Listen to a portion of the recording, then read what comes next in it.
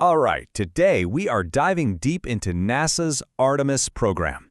We're going to conduct a kind of forensic audit, laying out the arguments and evidence from our source material that suggests the official story might just be an illusion. And right out of the gate, we're hit with this absolutely wild quote from NASA astronaut Don Pettit himself. Now, our source material frames this not as some casual comment, but as the central mystery we need to unravel. So, yeah, that kind of begs the question, right? How do you forget how to do the single greatest thing you've ever done? The argument we're exploring today suggests the answer isn't that we forgot, it's that maybe the triumph wasn't what we were told it was. Okay, first up, this idea of technological amnesia. The source claims this is the fundamental contradiction, the logical crack right at the foundation of the official space narrative. So you've got this picture, right?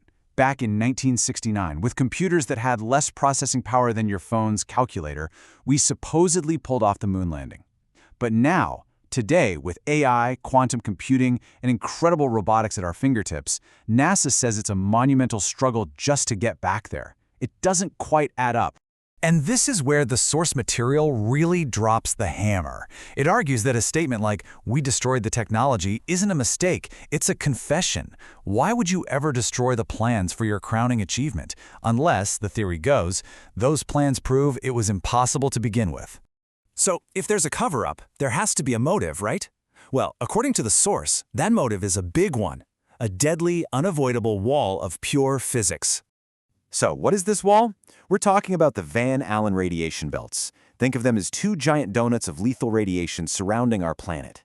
The source argues they're not just a hurdle, they're a hard stop, and that conventional rockets just can't carry the massive amount of shielding needed to protect human life on a trip through them. Okay, now this is where things get really interesting, because the source points out this massive contradiction in NASA's own recent missions. First, you have Artemis 1, an uncrewed mission. It sent up these mannequins packed with thousands of sensors to measure the radiation. But the source claims the raw data showing the real biological damage was never released. Then, you have Artemis 2 with a human crew, supposedly flying the exact same route and coming back totally fine. So what's the conclusion here? According to the source, it's pretty blunt. Biology doesn't lie.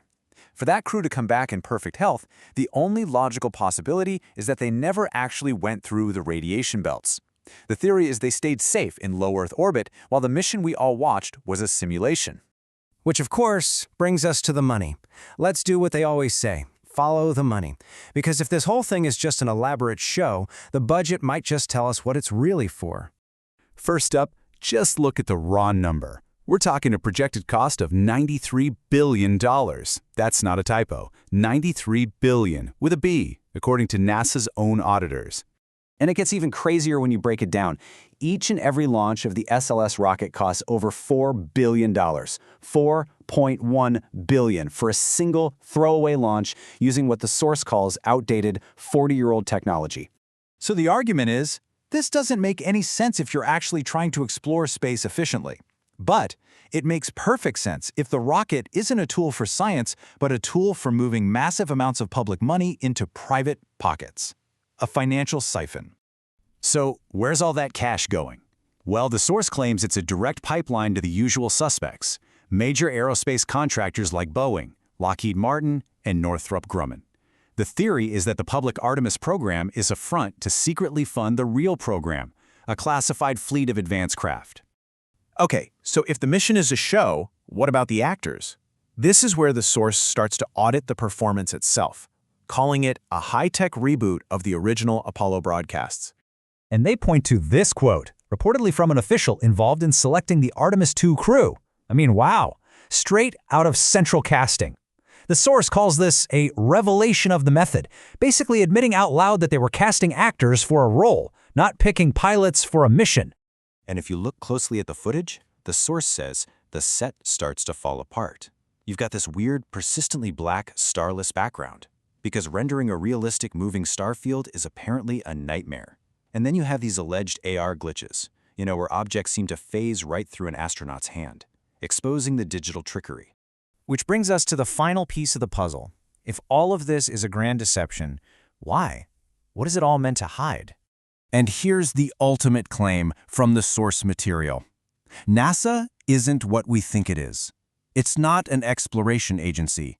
It's a public relations firm, putting on a spectacular, expensive show to keep our eyes away from what's really happening.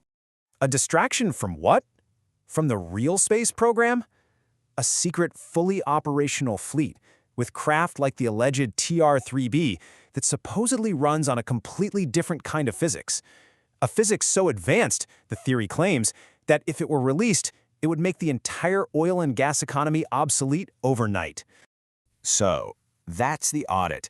The source argues that what we see from NASA is just an incredibly expensive show, a pantomime played out on a global stage. Which leaves us with one final provocative question. What's really happening up there in the dark?